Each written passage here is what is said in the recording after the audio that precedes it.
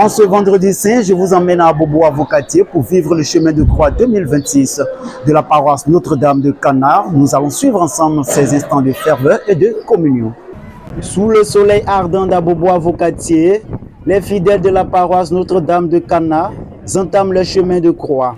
2 kilomètres de ferveur, de l'indication terrain de Gervinho jusqu'à la paroisse, en passant par le palais de justice. Chaque pas rappelle la souffrance du Christ. Celui que j'embrasserai, salut Jésus, salam ma vie. Judas,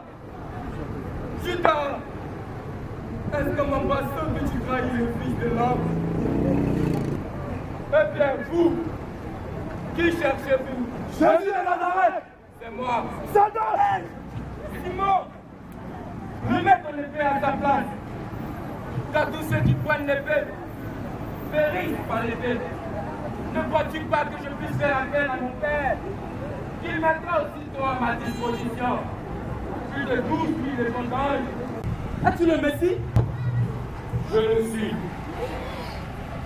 Et vous ferez le Fils de l'homme siégera à la droite de Dieu son Père et tiendra parmi les lieux du ciel.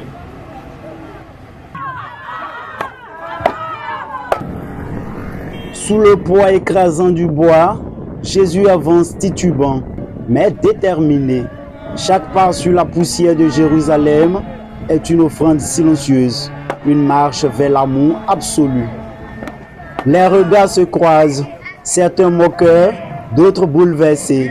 Mais dans le silence de son cœur, Jésus porte déjà le pardon du monde. Ce vendredi saint, qui est un temps fort dans l'Église catholique, qui marque la fin du carême catholique, qui nous a permis 40 jours durant de jeûner, d'avoir un temps de préparation, un cœur à cœur avec le Christ. Et aujourd'hui marque la fin du carême catholique. Et c'est avec, je dirais, un cœur vraiment effondré que nous vivons ce temps de carême parce qu'il commémore la passion du Christ. Au niveau de la chorale, nous avons organisé plusieurs temps de prière, de retraite. Il faut dire que cette année, il y a une innovation.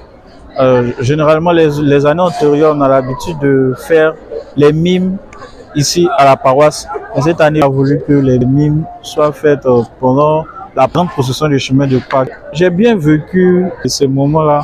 Je les ai pris avec passion, sérieux et riche en émotions. Le Père Saint-Jacques a choisi pour thème les 7 dernières paroles de Jésus avant de mourir. Des mots de pardon, d'amour et d'espérance portés par le silence recueilli des fidèles. Prends pitié de nous, Seigneur.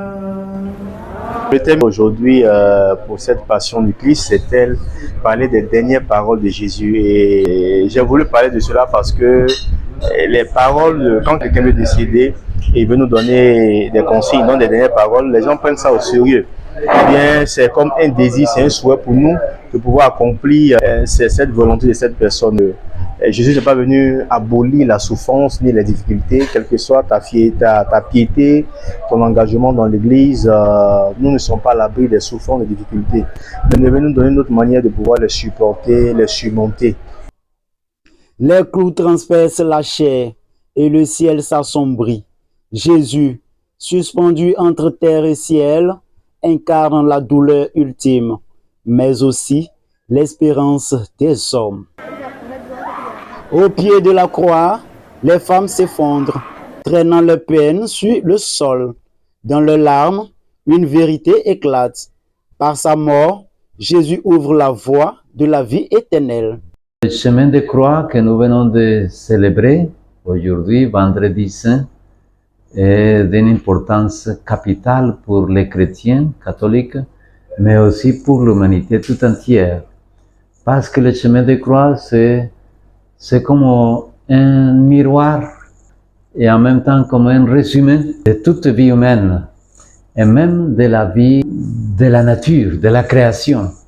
Parce que la vie humaine et la vie de la nature sont confrontées à des épreuves Elle se bat, elle est révolutionnaire, elle est créative. Elle meurt, elle naît. Elle a de la lumière, elle a de l'obscurité. Sa mort, sa crucifixion et sa mort est devenue la résurrection et la vie pour tous.